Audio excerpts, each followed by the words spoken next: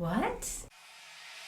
Hello and welcome to Good is in the Details. I am your host, Gwendolyn Dolske, and joining me today, guest host, writer, producer, gadfly, Jacob Weber. I've decided that I would like it to be writer, producer, cardiothoracic surgeon, and hostage negotiator.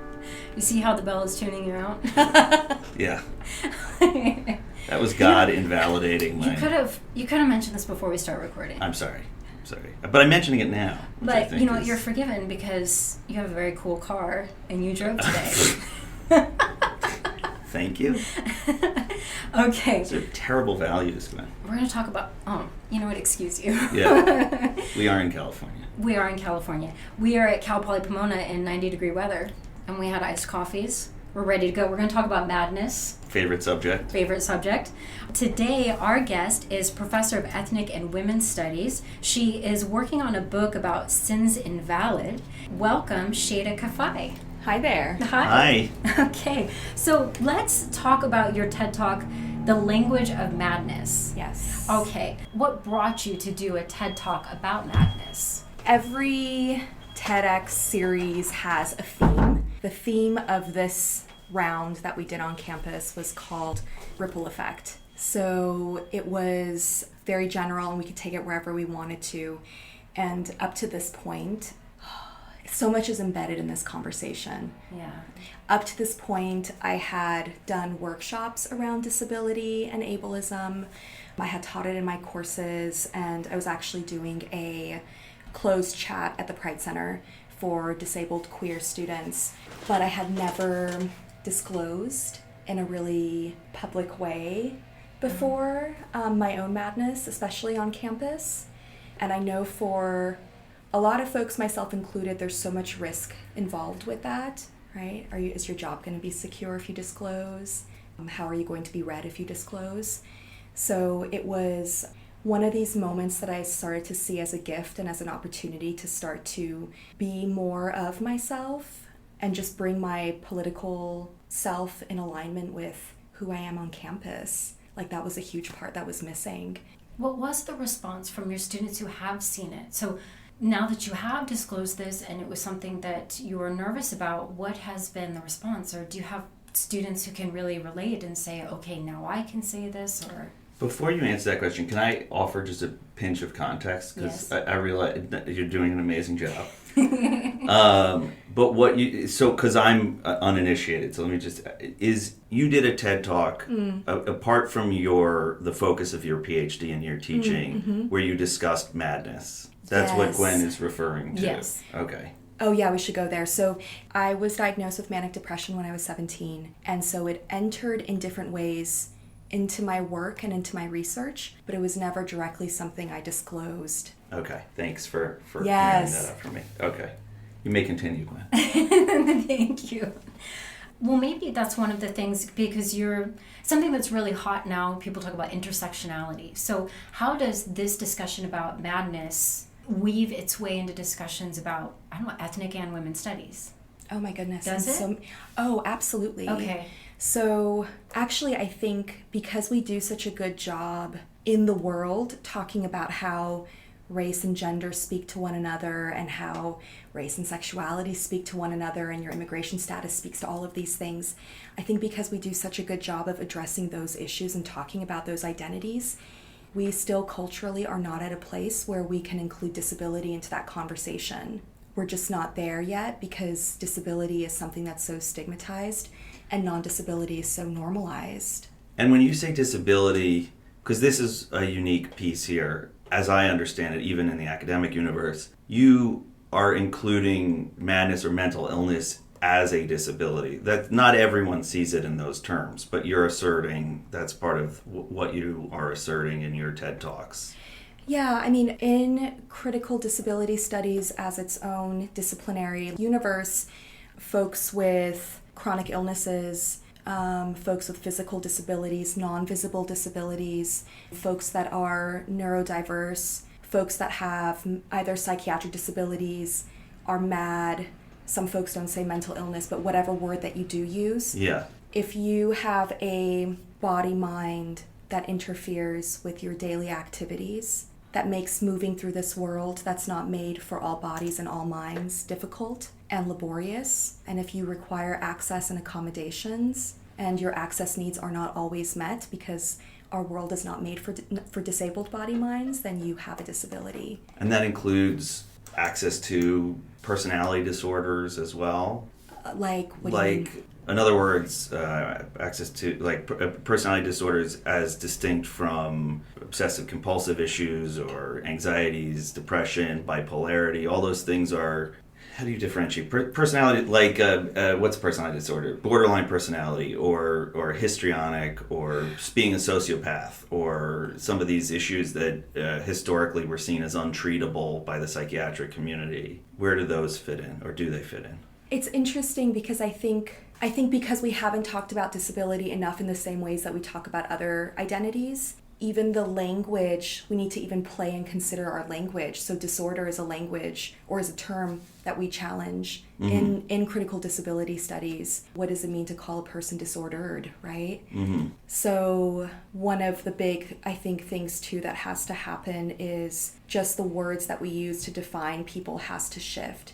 If we want to be inclusive of all our different identities, and if we want to be truly intersectional, it starts with the words we use, and then it starts with how we view our bodies and our minds. But a lot of those experiences that you just listed, I would categorize just for myself under a psychiatric disability, right? It's a madness, it's an illness of the mind, right? But it's not necessarily something that goes away or leaves forever. Sometimes it's fluid, and sometimes... No, I was going to say a lot of those disorder. I see them as a disorder, but that's my, But a lot of those, what they call the access to disorders, are considered almost untreatable. In other words, they don't go away even for a moment. They tend to be less fluid than other types of disorders where people can and do seek treatment for it. But part of what you're talking about is the degree to which the culture at large that we live in can accommodate those folks. So not just how they seek treatment for themselves, but that there is an idea within this critical study, the platform, to actually trying to find ways to nudge the culture to make room for the disabled. So yeah, sort of. It's kind of like viewing disability not as a stigmatic thing that some people experience. 1 in 5 folks in the US has a disability. And it's also about really challenging the idea that there is such a thing as a normal body and a normal mind. And I think when that shifting of that thinking happens, that's when we can think about our body minds in more inclusive ways, more intersectional ways. Right. I was also interested in the way you talk about how this is portrayed in pop culture or in film. Your first image was of Girl Interrupted. But there was another image you had from A Beautiful Mind. And I'm wondering what you thought how the film portrayed, it was schizophrenia, right? The professor? Yeah. What did you, because even the title itself isn't a negative one, a beautiful mind, but what did you think of the way he was portrayed? Can I have more than one answer? Of course. Of course. I mean, the fact that you brought in, the way that maybe our concept of mental illness comes from these big references, the way that it's portrayed. And I thought, okay, when you see something like A Beautiful Mind or Girl Interrupted, what is going through your head? Because it's going to be different than what I'm thinking. I'm not even realizing that I'm getting information, of how I should then perceive somebody. So, what is going through your mind when you see stuff like that? So I have like a part 1 and a part 2. Okay. So part 1 is because there's so few movies about disabilities, period, the first part of my brain thinks, okay, this is exciting because this is representation on one hand, right? And then part 2 starts to think more critically about, well, exactly what is being represented and how is it being communicated to us. I think it was a true story, right? His experience, Nash's experience. But what I think it kind of fit into for me as somebody who watches movies, but also somebody who's disabled and somebody who does activism in that area and writing in that area. So many of the movies that I've seen about disabled folks follow the narrative of either curing death or overcoming. So either at the end of the movie, the person with the disability is cured. If they're not curable, they often die at the end of the movie. And then in regard to that film in particular, The Beautiful Mind, you have this like lineage of overcoming, right? You're struggling, but you overcame, and wonderful things happened because you overcame. And I guess I see that kind of as a pitfall in cinema and storytelling, because it kind of sets it up, you are a valuable disabled body mind if you overcome. What if you don't have the access and the resources to do that? Where does your value lie? Are you valuable anymore? Mm-hmm. So that's kind of the two places that I go to when I think of those movies. So maybe a more honest representation would be how you exist with it instead of overcoming it. Mm-hmm. What it means to be human is you're fragile as human. Huh. Yeah, and like the idea too that everybody is, well, not everybody, there's this mythology that if you are non-disabled, you are more powerful because you're independent and you can do things for yourself and you don't need to rely on anybody else. And one of the biggest like stereotypes of disability is that you're a burden, and you're dependent on other people to help you. And one of the biggest frameworks that we're trying to flip on its head is that actually everybody is interdependent, so that power dynamic doesn't exist anymore, because that's the truth. Even if you're non-disabled, you rely on your friends for rides, for food sharing, for resource sharing. There is no such thing as independence in that way. I'm wondering if when it comes to disability in general, mm-hmm. that there isn't a fear, that somebody is confronting their own fear by seeing somebody. Oh, for sure. That's, because you're just this awareness that we are fragile. But as you say, I mean, throughout the course of one's life, there different things will strike us. Maybe it's that realization that nobody is really free of this, because also this can happen in older age. I mean, maybe that's what it almost inevitably does. I mean, the incidence of mental illness goes up mm-hmm. remarkably as the mind ages, right? Especially if you look at the stats for Alzheimer's now and dementia and various other forms of neurodegenerative diseases that hit at a certain point. But it is interesting, it strikes to the basic American myth, which we've talked about repeatedly on the podcast, this notion of freedom. Yeah. And independence being so interwoven with our identity as Americans. That's also ableist, right? This idea that it discounts nurturing. It discounts the joy of sharing or of nurturing. That's what I think. The fetishizing of that myth does. I think that having the myth can be an empowering thing, whether you're able-bodied or not, knowing that you're part of a culture that... these myths are loaded. Uh-huh. Mm-hmm. They're not made for everybody. Or they don't... Yeah, sorry. I'm going to shut myself down here. Be like, Biden, my time is up. Let's see. There was something you said that you would like to see this being discussed in the same way somebody says they have diabetes. Oh, Could you expand on that? What do you mean by that? I think that there's this... Okay, you know what? Let me back it up. So, for example, if somebody says to another person that they have diabetes, they have cancer, there are certain reactions that we are trained and taught to give that are really distinct to the reaction of someone disclosing about madness or about a psychiatric disability. And I think one of the big things that stands out for me when I think about this is the moral judgment that's placed on the person. So you are going to get a very different reaction if somebody calls and says, I can't come to work today, I have the flu, I have a migraine, I'm sorry, I can't come, versus my depression is so bad I can't get out of bed today, I really need to take the day off. And I feel like the ways in which the person gets viewed from that point on shifts, because there's this moral judgment cast on the person, their stability, their clarity, their coherence. That is so radically different than saying there is something physically wrong with my body versus there's something wrong with my mind, with my emotions, with how I'm perceiving those things. What if we started to understand it, just as you say with diabetes, what if we start to understand depression as a physical state? Because it has a physical, in part, remedy to it. That's what I was thinking of with the language of madness, that there seems to be this fundamental misunderstanding that mental states it's part of brain activity, that it's not just some thought bubble floating around that has absolutely no physical reality, that it has a physical reality. Mm-hmm. What do you think? Yeah, Can we do it? Can we get this done? Yes, I'm stuck on this idea of as diabetes. That was one of the most revelatory things that I heard. Awesome. I had never... It was... You're absolutely right. If somebody says, I have diabetes, I would have a different reaction than somebody says, I have depression.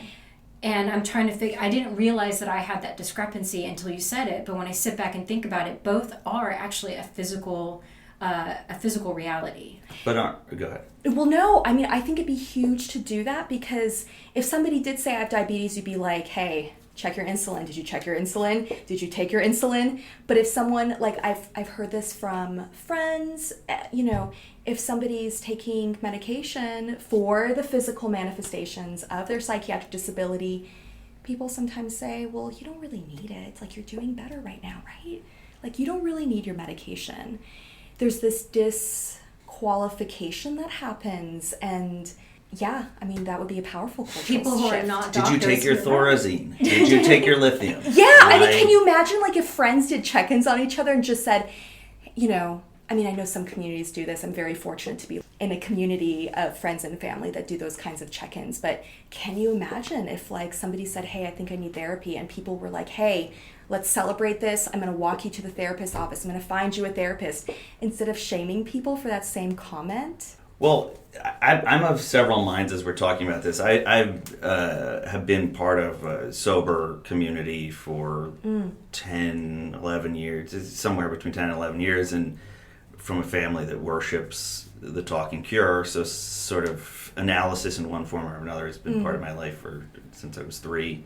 There are ways in which what you're saying, it sounds like a breath of fresh air, right? And where people are able to understand and destigmatize anxiety, depression, bipolarity, addiction issues, ideally.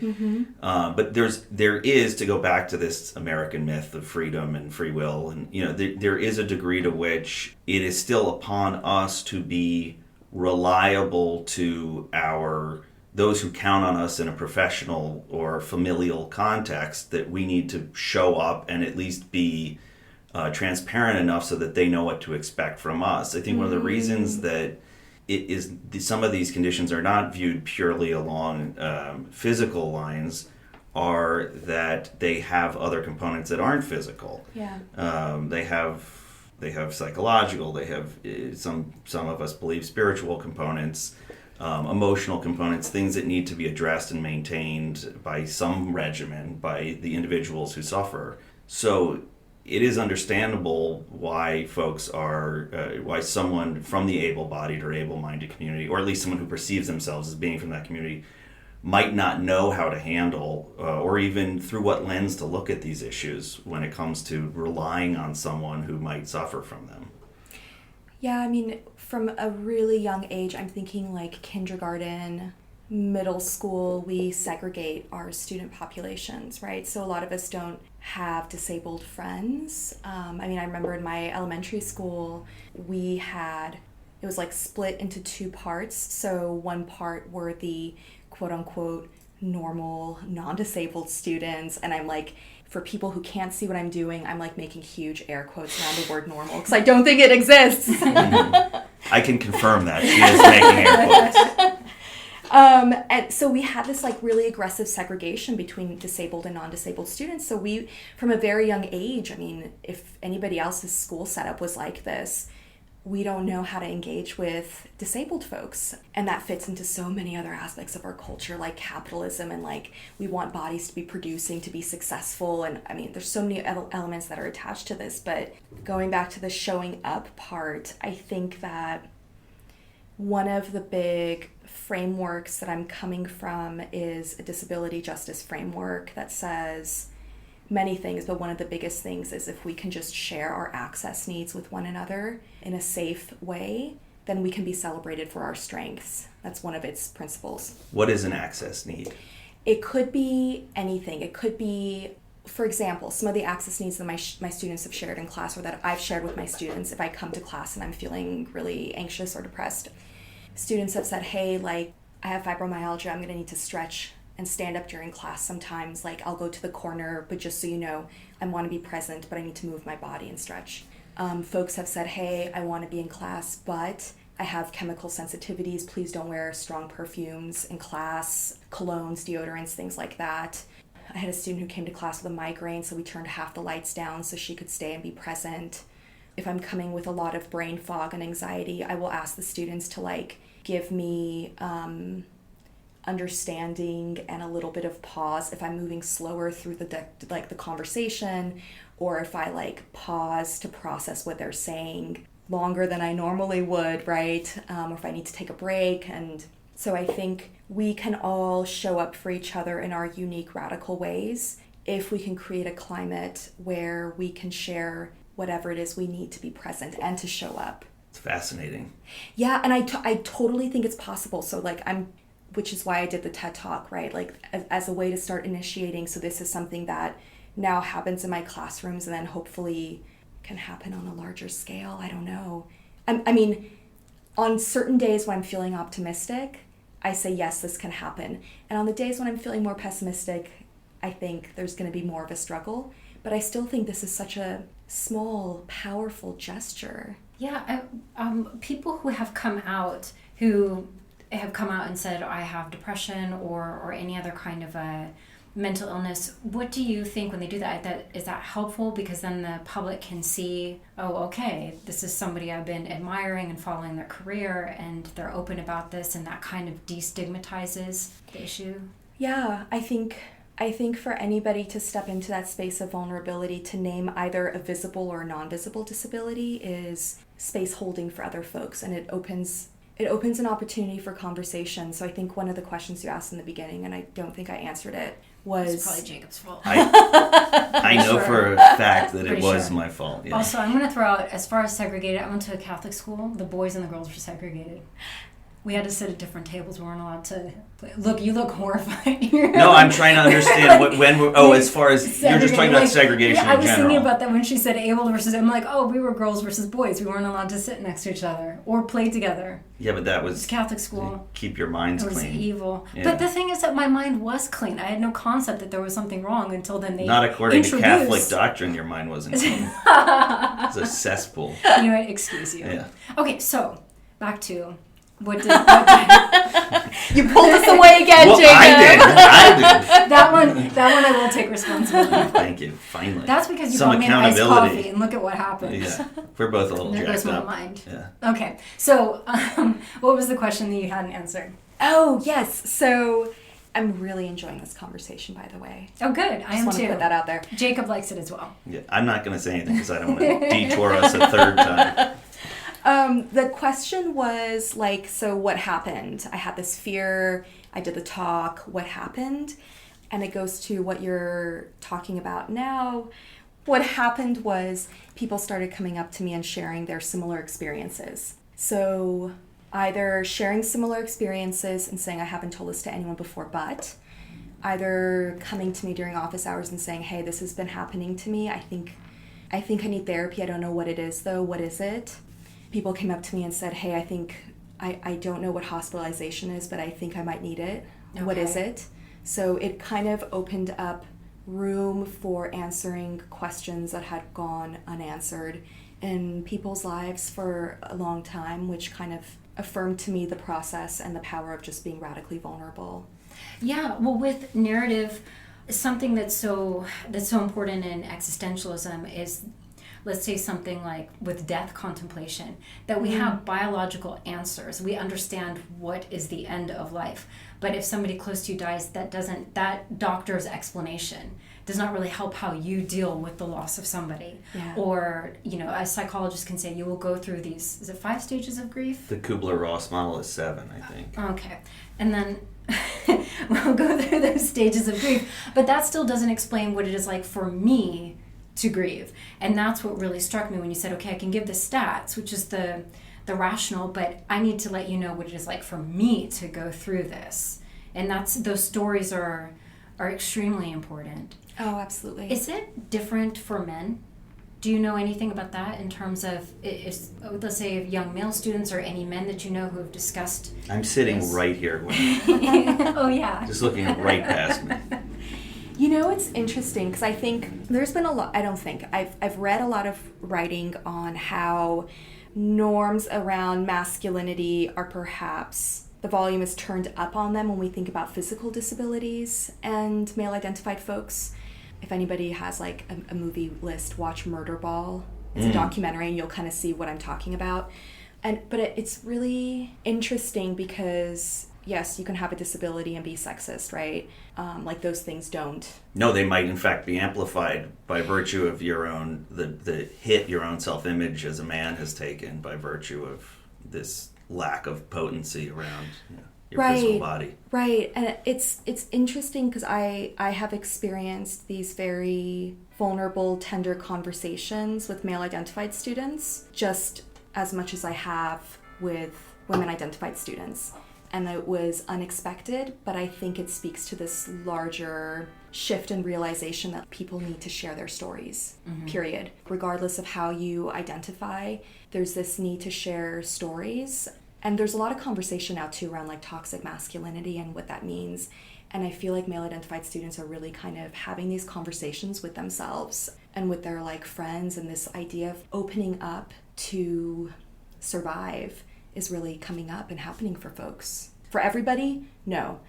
I'm just talking about like my microcosm of, male-identified EWS students. Right. Or students that are taking my classes. I can add, all joking aside, that a lot of the recovery that I sought out when I got sober, I know this interview isn't about me, but I'll share this piece because I've been specifically sought out STAG, men's recovery groups, to simplify things initially when I first got sober, to get away from anything that I might be using the meetings for that wasn't recovery. I mean, you used the phrase "to survive," that idea that yes, vulnerability, if you can't connect with that vulnerability, accept it, express it, and connect around it, you're imperiled. You're living in a way that's totally not on a human scale. On a scale, you mentioned access needs, right? You're out of touch with your own access needs for survival. And the longer I've spent in conversation with other, what's the phrase? Self-identified males? What's the academic? I'm going to be the non-academic voice in this conversation. Dudes, yeah. Bros. Me and my bros. No, but, in fact, not even coincidentally or not even ironically, I've moved so much further away from that notion of brohood and the toxic masculinity that I was living with before I got sober. You are drawn away from it like a hand from a flame. Was you look for all the things that are going to help affirm your survival. And I've noticed other men doing the same thing. They're running towards their vulnerabilities and towards expressing them and understanding them. Otherwise, there's nothing to hold on to. Anyway, that's not a question. I'm just telling you guys that. High five. I'm just mansplaining it. No, that's good. Yeah, have you seen the documentary The Mask You Live In? It's about boys and boyhood and like all the messages that boys receive around masculinity and how they're starting to unlearn them. And it is by having groups where like everybody gets together and they start talking about their feelings and why it's so hard to communicate them. That title sounds so familiar. The Mask You Live In. The Mask You Live In. Okay, I'm writing that down. So, of course, I had no idea that this was going to happen, but over the weekend, I couldn't help but think about, in preparing to see you and how mental illness is talked about. Then, of course, all over the news this weekend, mental illness is brought up. So I have to ask you, what goes through your mind when there's not school shooting, but just a mass shooting, and people are saying this person is mentally ill? What is where they blame it on the mental illness or just where it's discussed? They blame it. They say this person is obviously mentally ill. And so because then that disallows a discussion about guns or anything else. It's a way to just kind of pinpoint. Well, that's what I'm thinking when I see it. And it's only with a white shooter that is brought up. Yeah.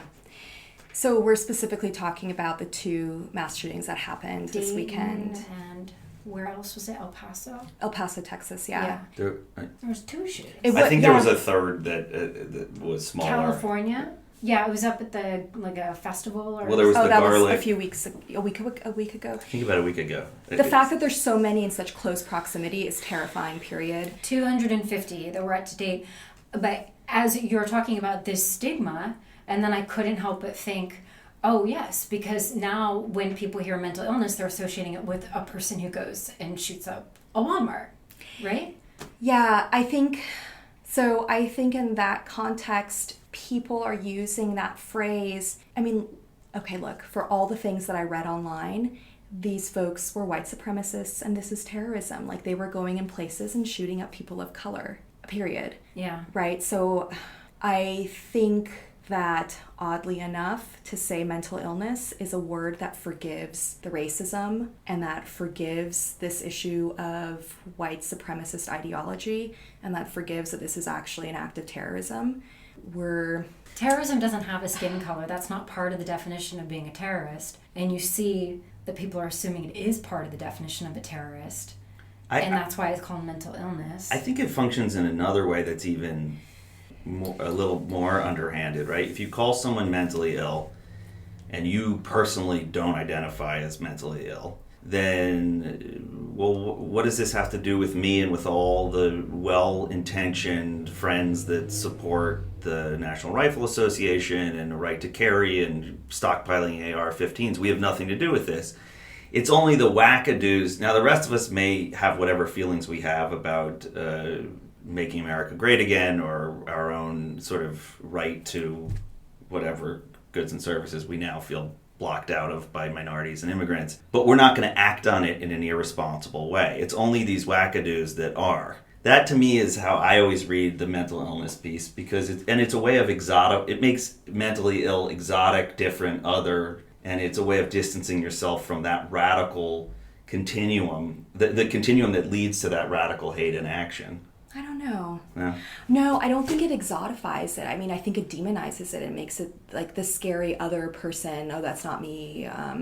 I just think... Since a professional who says, I have mental illness, is then looped into that definition of the dangerous person, those two things end up getting linked. Yeah, and... I think the last time I checked the statistic of a person who is actually diagnosed with a psychiatric disability coinciding with a violent behavior is 1%. Wow. It's incredibly low. And so I just think... 1%. I think this strategy that the media uses to say, no, this is someone with... I'm going to use the phrase mental illness, and I'm putting quotes around that also, air quotes. Confirmed. Air quotes. It's a really easy way to say, I don't want to talk about the racism in the country right now and why this shooting happened. And so I'm going to use this other term because it pettifogs. Because I'm going to use this other term to sort of fog the turf. So no, you can't really see is that what you mean? Yeah, we're not calling, we're talking about it in this room, but I think we're using one phrase, mental illness, so that we don't really call out the racism that is rampant in our country right now. Mm-hmm. I don't disagree with that. I think there's... And I'm talking specifically about these cases that happened this weekend. Right.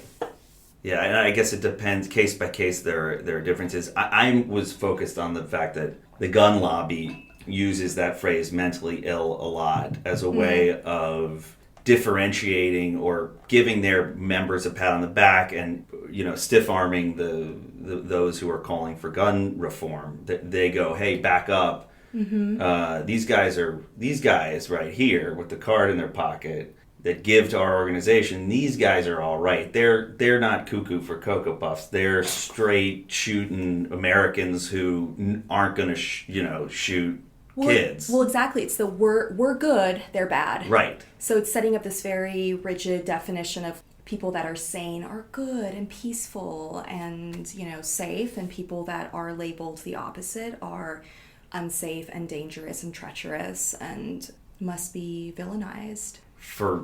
If they're not villainized, the guns get vilified.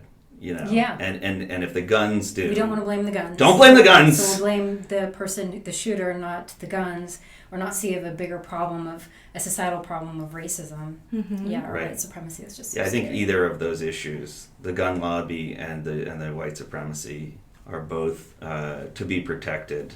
And it has the double value of you've scapegoated these Looney Tunes, quote unquote. I'm using air quotes when I said Looney Tunes. Thank you.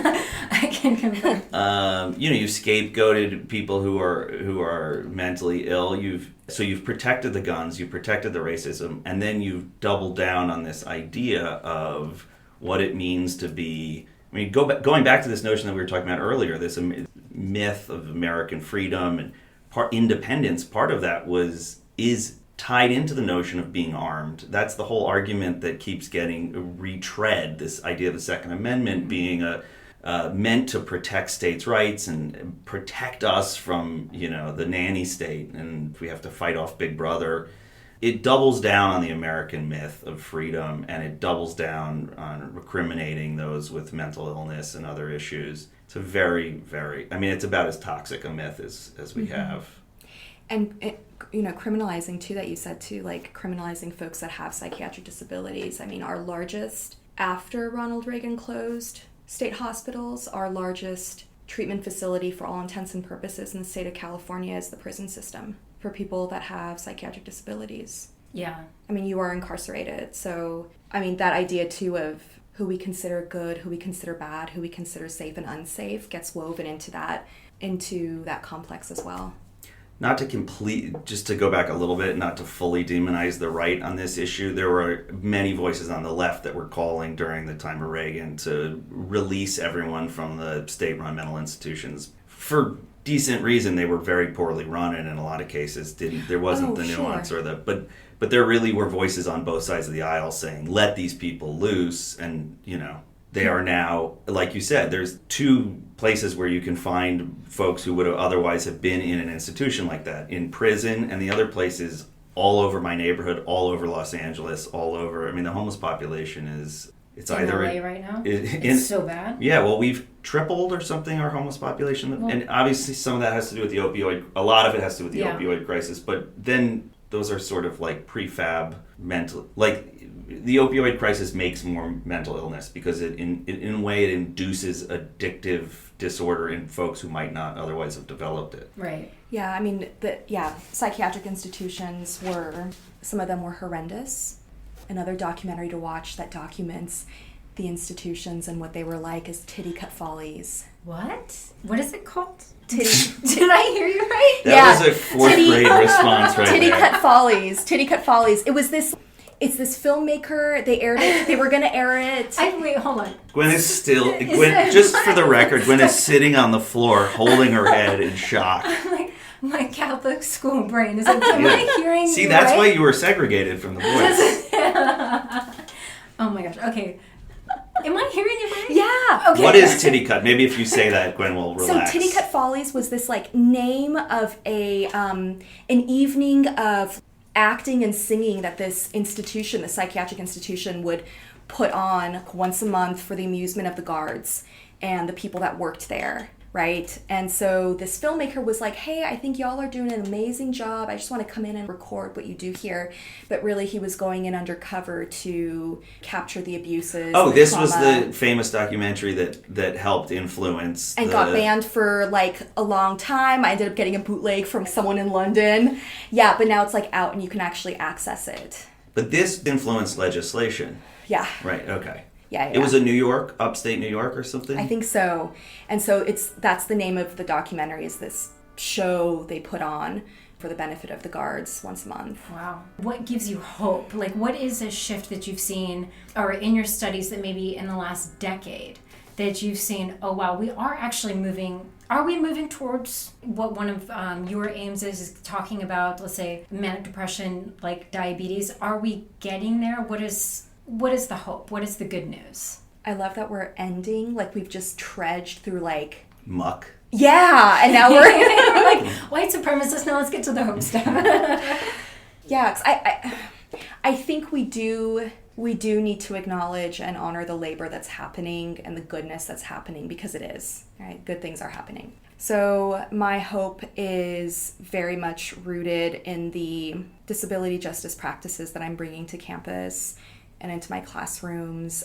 I'm part of the Access and Disability Alliance. It's a faculty, student, staff disability group at Cal Poly. We put on workshops, we screen movies, we bring folks to give talks. Can you talk about Sin Invalid? Is that part of your Yes, hope? Sins Invalid is definitely part of my hope. They are, okay, side note, I have this little altar on the side of my desk, my workspace, with photos of my queer disabled people of color mentors and quotes. So I'm like sitting at my desk and viewing this hope on a daily basis, which has been nourishing and helpful. Sins Invalid is a San Francisco-based performance project, and they are bringing together performance and art making that really centers artists that are queer, non-binary, transgender, disabled people of color. And You have to meet all three criteria in order to participate. well, in a way, because so the backstory is the disability rights movement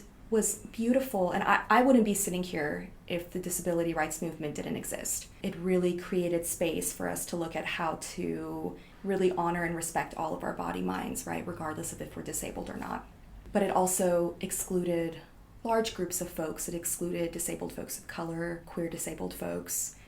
So disability justice and the work that Sins Invalid does is to really bring all the folks that were left behind back and center them. They are absolutely, the work they produce and the activism they produce are absolutely part of my hope, because I think storytelling, art making is how change happens also. Can I ask, is there any one or two members of that group that you feel personally moved by or might want to talk about? Or is that... Ooh, I love them all. Safe answer. So Patricia Byrne and Leroy F. Moore Jr. were kind of the two friends that initiated this movement and this work in collaboration with so many other folks. And so their work in particular really just emboldens me to keep moving forward. And if a listener wanted to find their work, they'd be able to just Google them by name and find, or go through the group? Yeah, so they can, I believe it's sinsinvalid.org, www.sinsinvalid.org. SINS. INVALID. And they can see clips of previous performances. They can see the work that they're doing in the community. Yeah, thanks for asking that. Yeah. I forgot that piece. Well, Gwen mentioned it up front, but I realized maybe folks missed it. Yeah. And it sounded like it spoke to... It sounds like a really cool project. Yeah. I mean, yeah, because I'm just thinking about what it would feel like to be so outside, to have, all, I mean, and it sounds really cool to have a project where bringing people together like that, where you can say, oh, okay, I'm part of a group, I'm part of a community, if you've been just historically outside of that community. And even outside of the outsiders who Yes. I remember that feeling as a kid, being not even included in the sort of dregs at the bot who got pulled onto the basketball team, like as the third stringers, and being like, I will never rank, I will never be visible, I will never, and that was in the context of a dumb game. But when you're talking about life and the idea of like, well, I have too many hyphenates to really ever be included and to have my voice ever be heard, to be able to be pulled into that community must be incredibly affirming. Yeah, I mean, the first show I went to, I saw people that looked like me, people that were wheelchair users, cane users. There was a quiet room that if you felt too stimulated, you can just go and hang out in. Nice. It was magical. Where is the U.S. in terms of, is the U.S. leading on this, or are we behind? Like, how are, let's say, do you know anything about how Western European nations are doing with access, or if we were to have some sort of a role model, do you know anything about that? Brunei. What? Sorry, that was a horrible joke. But, Probably one of the worst transgressors in terms of... Oh, okay. Yeah, okay. Well, because when you said wheelchair, I was even saying this, I lived in Belgium for a while, and there was we had no elevators, like everything's cobblestone, and I remember one day just realizing that I didn't see people in wheelchairs, but then I realized because the access it would be much more difficult. So in some ways, the U.S. has, building codes, like you cannot make a building without access for a wheelchair. So I'm just wondering, in terms of disability, where does the U.S. Are we ahead? Are we behind when it comes to treatment? So with access and edit just out your joke. Please don't. Okay, it's staying. And don't go to the Hotel Bel Air. Yes, because It's owned by the Sultan of Brunei. Okay, that's valuable. Thanks for thanks for adding that. Okay. I'm not going to be a part of the next project. I'm wondering, where's Denmark on this, or Norway, or Sweden? So I don't know about outside the US. I know Okay. that the UK has done really amazing work around disability studies, scholarship and activism in art making. But outside of that, I'm not sure. I do know that I've been told by folks that I've interviewed for the book project that they've all kind of moved to San Francisco because of the accessibility of the city. But outside of what little I know about the UK, So how can people get in touch with you? they can get in touch with me, well, I guess through email. Okay. Is that okay? What do people usually give? Is there like... If you have a We'd website, like your home or address, please. Can you just supply us with that? if you have a website, or if you have social media that you want. Yes, you do have a website? Oh my God, yes. Well, you also sell crafts. Yes, and the website is for the crafts that I make. They're like body positive, disability, queer positive arts, and it's my self-care. I love teaching, and by the way, I forgot to say, my students absolutely give me hope that there's good things on the way. And in addition to that, I need to take care of myself, so drawing is how I do it. Okay. So my website is called Crip Femme Crafts, and Crip is short for crippled, and it was a reclamation of the word crippled that started in the Bay Area, not in Los Angeles. I know the context is like radically different in Los Angeles, but it started in the Bay Area. So it's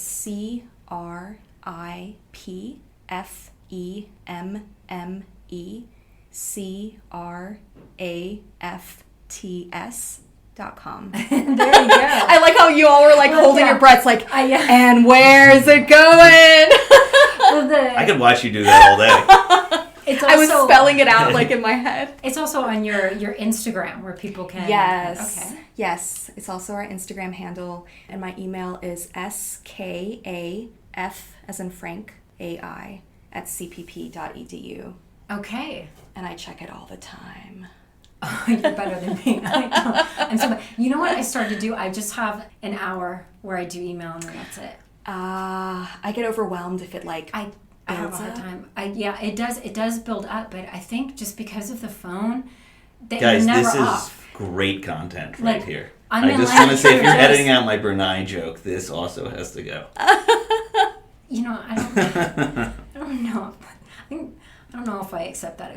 Fair enough. You're the one in control. I'm just Okay, fine. We trusty won't discuss lieutenant. email. Yeah. Fine. I mean, Jacob, if anybody wants to get in touch with you, They can't. okay. We'll have to wait for the next That's how installment. that happens, yeah. Okay, well, if anybody wants to tweet me, if you have any comments about this episode, @GDolske or @InTheDetailsPod. And yeah, well, thank you so much for your time. Of I'm course. the Cal Thank Poly you. Pomona professor. You've got your TEDx. Okay, this is great. Jacob's here. Woo, woo, woo, woo. That Thank was you my all insane for clown just- posse. Yeah. Thank you all for like asking and just being open to talking more about this. This was really lovely. Okay, bye. Bye.